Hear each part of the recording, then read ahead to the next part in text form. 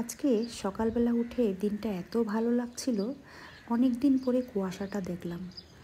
তো ঘুম থেকে উঠতে উঠতে প্রায় 6টা সাড়ে 6টা বেজে যায়। তো আজকে এই কুয়াশা ভরা দিনটা দেখে মানে সকালটাকে দেখে একদম ছোটোবেলার কথা মনে পড়ে গেল। কারণ ছোটোবেলায় একদম সকাল 6টায় মানে প্রায় 6টা বাজে এমন টাইমে টিউশনে বেরিয়ে যেতাম।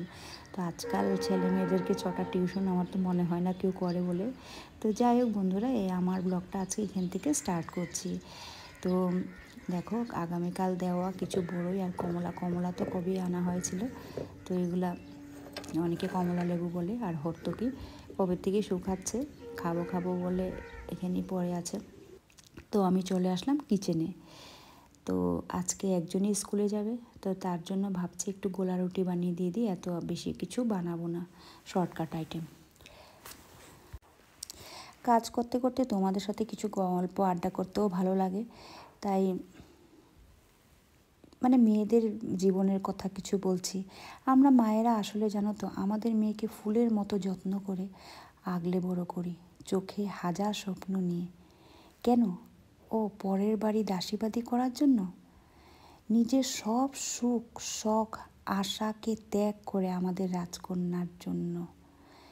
একটুও যাতে কষ্ট না পায় বা পেতে দেই না কষ্ট, সব ইচ্ছা পূরণ করার জন্য চেষ্টা করি। কিন্তু বড় হয়ে এই মেয়েই যখন শ্বশুর বাড়ি যায়, তখন না ওর ইচ্ছা না ওর আবদার এর কোনো মূল্য থাকে না।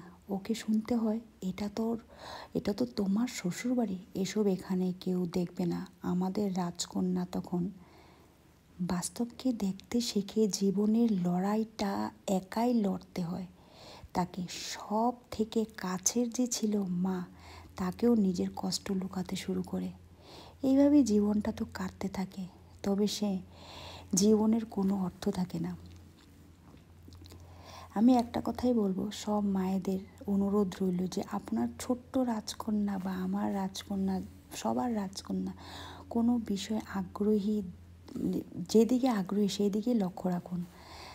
তার যে বিষয়ে ভালো লাগে সেই বিষয়টা তাকে উৎসাহ দিয়ে তাকে আগে বাড়িয়ে নিন, যাতে সে একদিন নিজের একটা পরিচয় বানাতে পারে। তারপর দেখবেন তার সাথে কেউ খারাপ ব্যবহার করার আগে দুবার ভাববে।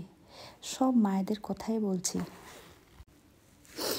সব নারীদের, সব মেয়েদের একই অবস্থা। আমরা এত কষ্ট করে বাবার বাড়িতে এত করে লালন পালন করে আমাদেরকে এত সুন্দর করে পেলে বড় করে, তারপর আমরা চলে যাই অন্যের বাড়িতে।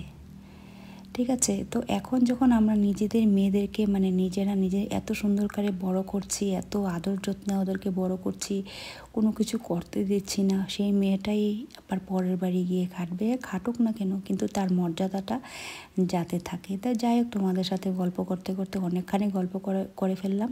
আমার অনেক সকালের কাজকর্ম হয়ে গেছে, এদিকে চার জলও বসিয়ে দিয়েছি।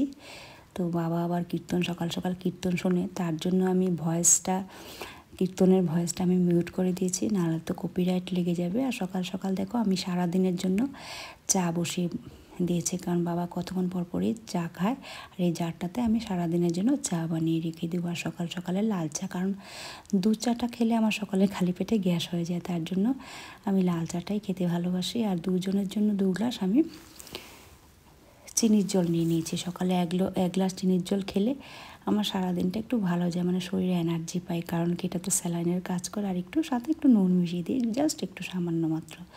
সব কিছু করার পরে দেখি চলে আসলো বাবা নিয়ে কিছু মাছ। আমি বলেছিলাম অনেক দিন ধরে নিরামিষ খাচ্ছি, তো আজকে একটু মাছ নিয়ে আসো। তো মনে হচ্ছে একটু পাতলা মাছের ঝোল খাই আলু দিয়ে, তার জন্য মাছগুলোকে ধুয়ে ভালো করে নুন আর হলুদ দিয়ে মেখে আমি সুন্দর করে ভাজি করে মাছের পাতলা ঝোল বানালাম, আর মেয়েদের জন্য শসা দিয়ে করলাম।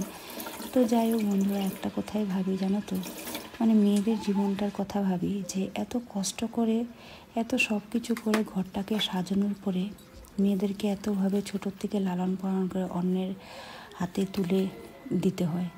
দেব না কেন, আমাদের জীবনটাই সেই হয়েছে, কিন্তু আমরা তো তেমন মর্যাদা পাইনি, কারণ আমরা মধ্যযুগের নারী ছিলাম। তো আমার মাছের ঝোলও রেডি। আমি খুব একটা তেল পছন্দ করি না, তবে হালকা তেল দিয়ে আর কালি জিরা ফোড়ন দিয়ে আমি খুব সুন্দর মাছের ঝোলটা বানিয়েছি। আর খুব টেস্টও হয়েছে একদম। আজ গরম গরম ভাতের সাথে মাছের ঝোল ভাত, মানে বাঙালি হলো মাছের ঝোলে ভাত। তো যাই হোক আমার ব্লগ